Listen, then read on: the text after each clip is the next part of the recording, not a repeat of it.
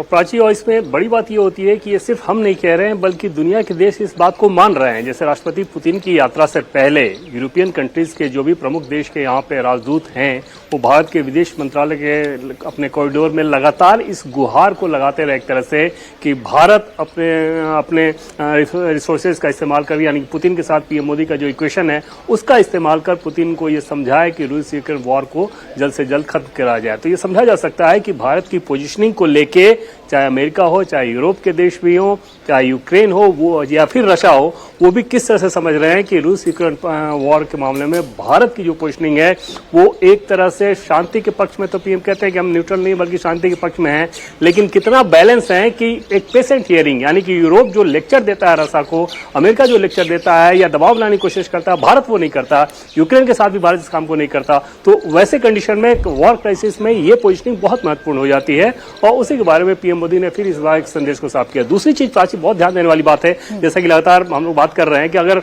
Putin ये कह रहे हैं कि भारत की सांसों में, मोदी की सांस में भारत है, मोदी जीते हैं भारत को, तो इसका दूसरा मतलब क्या है कि उनको ये पता है कि भारत के साथ जो भी डील हो रहा होगा वो बहुत हार्ड बार्गेन के साथ हो रहा होगा, बार बार भारत का ही पक्ष उसमें सामने आ रहा होगा। तो जो डोनाल्ड ट्रंप ने खुल के ये कहा था कि पीएम मोदी बहुत हार्ड बार्गेनर हैं, उसी को आप समझ सकते हैं कि दूसरे शब्दों में पुतिन इस रूप में कह रहे हैं कि पीएम मोदी के सामने जो टॉप प्रायोरिटी है वो भारत है। अगर डोनाल्ड ट्रंप ये कहते हैं कि मेक अमेरिका ग्रेट अगेन,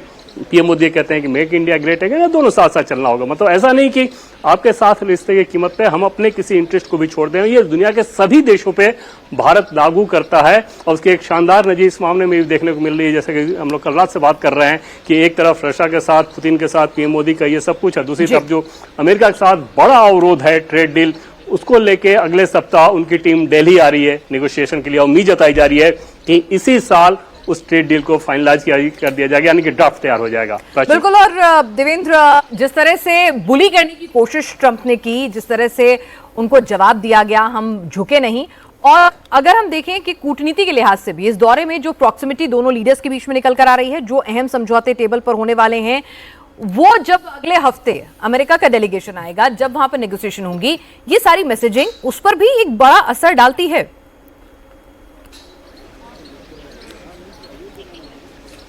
इसमें कोई दो राय नहीं है। और जैसे आपने देखा होगा कि पिछली बार जब चाइना गए थे और तीनों की तस्वीर सामने आई, पुतिन और शी जिनपिंग और पीएम मोदी की, तो किस प्रकार से अमेरिका में ट्रंप के ऊपर दबाव बनना शुरू हो गया कि भारत को इन्होंने उन लोगों के करीब धकेल दिया, भारत को उन लोगों की तरफ भेज दिया। तो ये तो निश्चित तौर पर इस यात्रा को लेकर भी बहुत ज्यादा चर्चाएं वहां पर चल रही, चाहे यूरोप की बात कर लें, अमेरिका की बात कर लें। और जैसा कि बार बार हम लोग इस बात को कह रहे हैं कि जो असली बातचीत हुई है, जैसे आज बहुत सारी चीजें नहीं कही जाएंगी, लेकिन कल रात जो 3 घंटे की प्राइवेट बातचीत हुई है उसने बहुत सारे डायमेंशन को छुआ होगा, ऐसा समझा जा सकता है। और वहां पर बहुत सारी चीजें तय कर ली गई होंगी जिसका आगे आने वाले दिनों में असर दिखेगा।